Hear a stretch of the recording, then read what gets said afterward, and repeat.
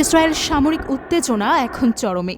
গত ৪৮ ঘণ্টায় ইরানের সীমান্তরক্ষীরা ৪৪টি ইসরায়েলি ড্রোন ও কোয়াডকপ্টার গুলি করে ভূপাতিত করেছে। ট্রু প্রমিস 3 নামের ইরানের প্রতিশোধমূলক অভিযানে ক্ষেপণাস্ত্র ও ড্রোন হামলায় কেঁপে উঠেছে ইসরায়েলের বিভিন্ন সামরিক ও শিল্পাঞ্চল, বিশেষ করে হাইফা অঞ্চল, যেখানে তেল শোধনাগার ও বিদ্যুৎ কেন্দ্রগুলোতে ভয়াবহ অগ্নিকাণ্ডের খবর পাওয়া গেছে।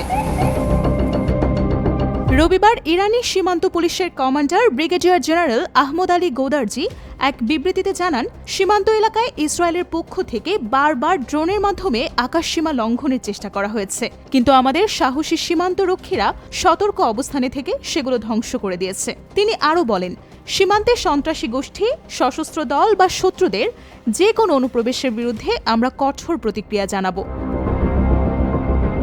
ইসরায়েল গত শুক্রবার ভোরে ইরানের রাজধানী তেহরান সহ বেশ কয়েকটি শহরে বেসামরিক ও সামরিক স্থাপনায় হামলা চালায়। পাল্টা জবাবে ইসলামী বিপ্লবী guard corps IRGC true promise 3 নামে প্রতিশোধমূলক অভিযানের সূচনা করে শুক্রবার রাতেই। এরপর শনিবার রাতেও চালানো হয় দ্বিতীয় দফার ক্ষেপণাস্ত্র ও ড্রোন হামলা। ইরানের দাবি, এই হামলাগুলো কেবল সামরিক লক্ষ্যবস্তুতে চালানো হয়েছে এবং বেসামরিক জনজীবনের ক্ষয়ক্ষতি যেন না হয় তা নিশ্চিত করা হয়েছে। ইসরায়েলের পক্ষে যদিও এই হামলাগুলোর বিস্তারিত প্রতিক্রিয়া এখনও আনুষ্ঠানিকভাবে জানানো হয়নি, তবে সামাজিক যোগাযোগ মাধ্যমে ছড়িয়ে পড়া ভিডিও এবং ছবিতে দেখা গেছে হাইফা শহরের বিভিন্ন স্থানে আগুন জ্বলছে এবং বিস্ফোরণের শব্দে এলাকা কেঁপে উঠছে।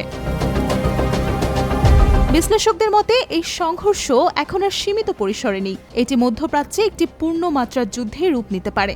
ইরান স্পষ্ট করে জানিয়েছে, ইসরায়েল যদি আগ্রাসন চালিয়ে যেতে থাকে তাহলে এর চেয়েও ধ্বংসাত্মক এবং বিপুল শক্তির প্রতিক্রিয়া তারা দেবে। এই উত্তপ্ত পরিস্থিতির মধ্যেই আন্তর্জাতিক সম্প্রদায় উদ্বেগ প্রকাশ করেছে।